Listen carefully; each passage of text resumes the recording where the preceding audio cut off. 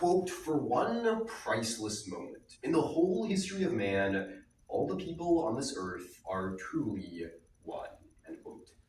The event that prompted this quote from President Richard Nixon is what I believe to be humanity's greatest achievement. Today, we'll journey together through space and time and examine the story of the moon missions.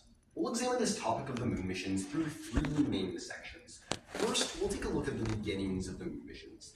Secondly, we'll take a look at their eventual success. And then third and finally, we'll dive into their legacy and what the moon missions can teach us about humanity's achievements.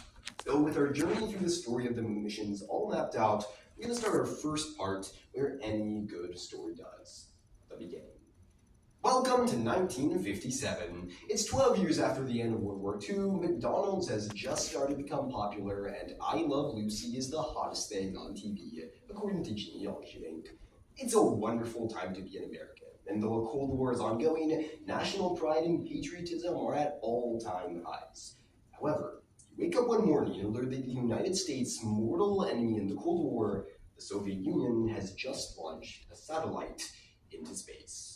According to Britannica, Sputnik, the first successful launch of an object into space, kicked off a period known as the space race. Once this had started, President Dwight D. Eisenhower established NASA, the organization tasked with running the American space program, according to NASA.gov. However, as the first few years of the space race progressed, the Soviet Union far outperformed their American adversaries. However, as NASA notes, John F. Kennedy, the recently elected president, wasn't happy to see America falling behind their communist adversaries. In May of 1961, John F. Kennedy gave NASA the goal of landing a man on the moon and returning him home safely by 1970. NASA had some major thinking to do before they could land a man on the moon.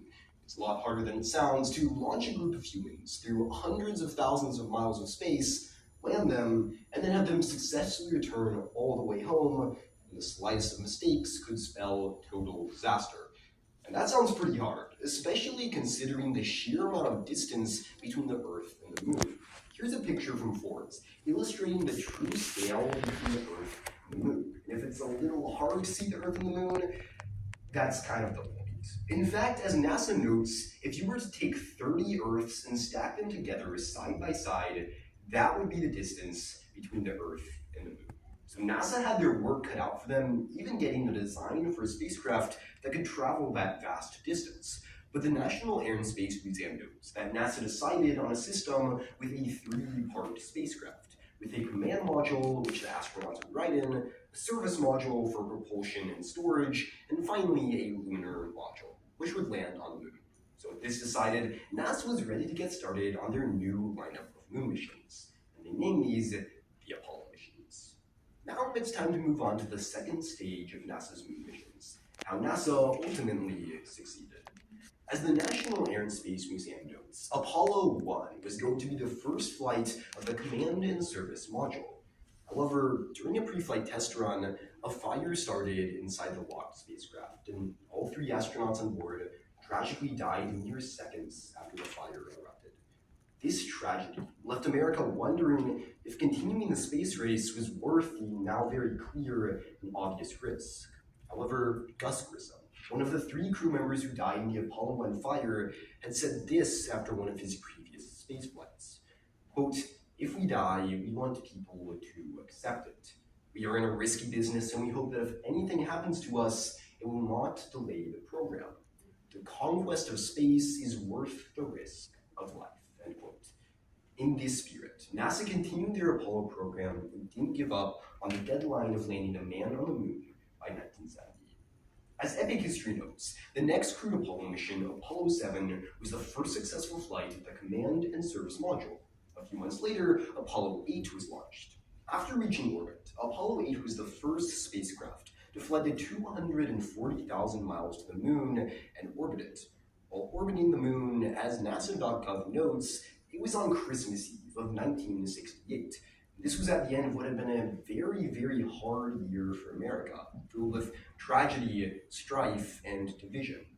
But Apollo 8 closed the year on a hopeful note for Americans, its crew broadcasting back to Earth that Christmas Eve, reading from the book of Genesis. Traveling to the moon and back had finally been accomplished. According to BBC, while orbiting the moon, Apollo 8 captured this photograph called Earthrise.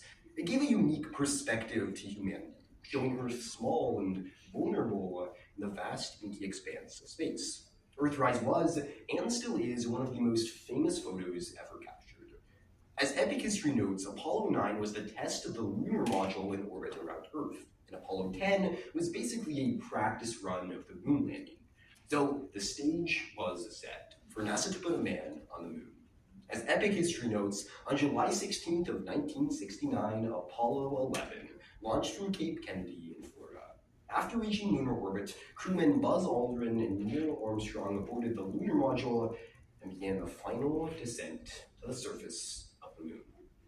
After a few tense minutes of silence, Armstrong radioed mission control to tell them, quote, "The Eagle has landed." A few hours later, Armstrong descended the steps of the lunar module and stepped onto the surface of the moon. After doing so, he said perhaps some of the most famous words in human history. Quote, "That's one small step for a man, one giant leap for mankind," end quote. Aldrin soon joined him. As Epic History notes, the two walked for several hours, gathering samples, setting up experiments, and taking pictures. The two soon launched back into lunar orbit and began the journey home. Now, it's time to move to the third and final part of the story of the moon missions, and examine their legacy and what they can teach us about human achievements. As Space.com notes, while it may be the most famous, Apollo 11 wasn't the only time we sent men to the moon. In fact, we did so 5 more times. They note that Apollo 17 was the final mission to the moon, landing on December of 1972. And to this day, it remains the final time humans have walked on the surface of the moon. Because of the incredible goal they set out to achieve, and the incredible time frame in which they did so, I believe the moon missions to be humanity's greatest achievement. But because of incredible achievements, like the moon missions, we can sometimes start to view us, humanity, as kind of the center of the universe. I mean, if we've put men on the moon, we must be pretty awesome, right? To some degree, perhaps. However, I think it's also important for us to have helpful perspective when it comes to our human achievements.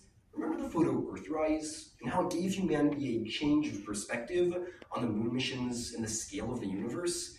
Well, as we close today, I want to give you a similar change of perspective about the moon missions, and I hope to show you. While they were so impressive, they ultimately go to show how our human glory pales in comparison to that of our Creator.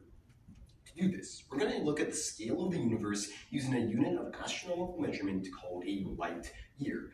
No, not that guy.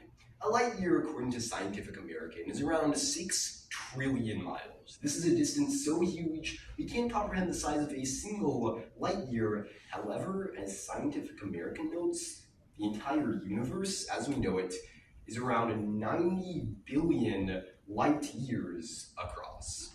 And this is all we've just so far discovered. Scientific American concludes that though the distance to the moon might seem far and impressive to us, the size of the universe, as we know it, is 2 million trillion times that distance. We think the moon missions are impressive, but journeying to the moon is laughably insignificant on the cosmic scale. In fact, there is no way our brains can wrap around the sheer jaw-dropping mass of the universe. But God created all of it in just a few words. The achievement of the moon missions are impressive, but at the end of the day, our greatest achievement as humanity just goes to show how tiny we truly are.